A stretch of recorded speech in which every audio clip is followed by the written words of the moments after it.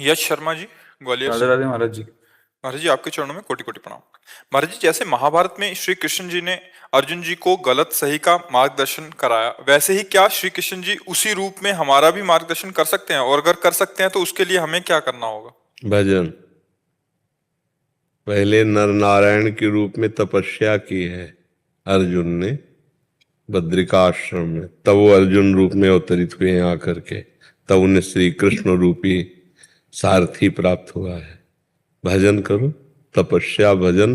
तप का तात्पर्य है काम क्रोध लोभ मोह मद पर विजय प्राप्त करो, उसकी वेदना को सहो, उसके ताप को सहो। जब काम वेदना साथ आए तो उसको सहो और नाम जप करो, तो तुम्हें दिखाई देगा कि तुम्हारे हृदय में भगवान श्री कृष्ण स्वयं उपदेश करने लगेंगे। बाहर से भले ना तो रथ मिलेगा ना घोड़े मिलेंगे, ना बाहर से श्री कृष्ण सारथी रूप में, पर वो तुम्हारी बुद्धि में बैठ करके गाइड करने लगेंगे, तुम्हारी गाड़ी को अध्यात्म की ऊंचाई पर चढ़ाने लगेंगे।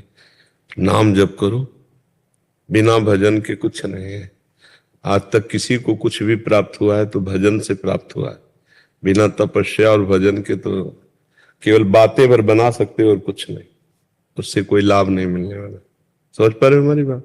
हाँ, उसके लिए नाम जप करो, अच्छे आचरण करो और तप माने होता है ताप सहना। जैसे हमारे अंदर भूख का ताप होता है, प्यास का ताप होता है, ऐसे बहुत तरह के वेग हैं। उन वेगों को शांत भाव से, गंभीर रहना, किसी भी तरह से अहित न करना और निरंतर नाम जप करना। बड़ा कठिन है, देखो निरंतर नाम जप करके एक ही बात पकड़ लो, निरंतर नाम जप करना बड़ा कठिन है। यही कठिनता अगर पार कर गया तो फिर देखो, भगवान शिव जब अर्जुन को देखा कि हमारा दिव्यास्त्र लेने आए, पाशुपतास्त्र भगवान शिव का है ना, तो भगवान ने भेष बदला और किरात रूप धारण किया और अर्जुन से युद्ध किया। और अर्जुन के सब अस्त्र शस्त्र अपने शरीर में लीन कर गए।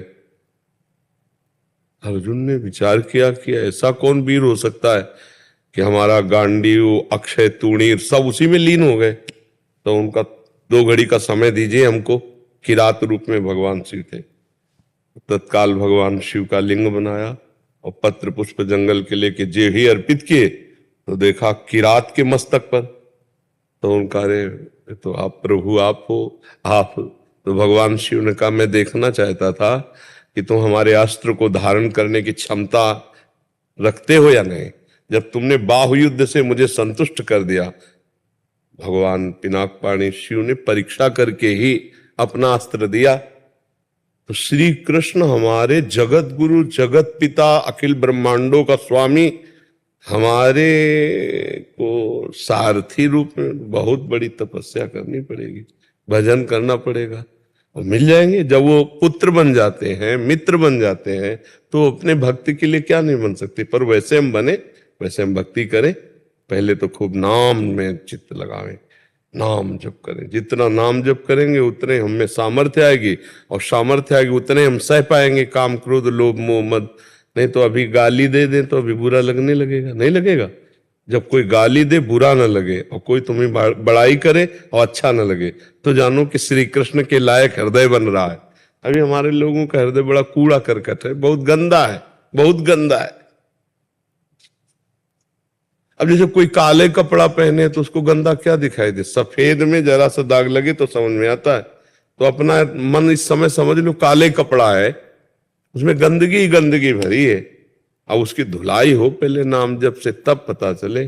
फिर इंद्रियाणाम मनश्चास्मि, इंद्रियों में भगवान श्री कृष्ण कहते मन मैं हूं, तो मन ही भगवान का रूप अनुभव करा देगा। अभी तो बहुत गंदा मन है। खूब नाम जप करो, अच्छे आचरण करो, अवसर मिल जाए तो सेवा करो किसी की, बड़े बूढ़े बुजुर्ग की। जब कोई उठ ना पाता हो उसकी सौंच फेंक दो, उसके कपड़े धो दो, उसको भोजन व्यवस्था कर दो। देखो भगवान तुम्हारे प्रति कैसा अपना प्यार देते हैं, कैसे प्रसन्न हो जाते हैं।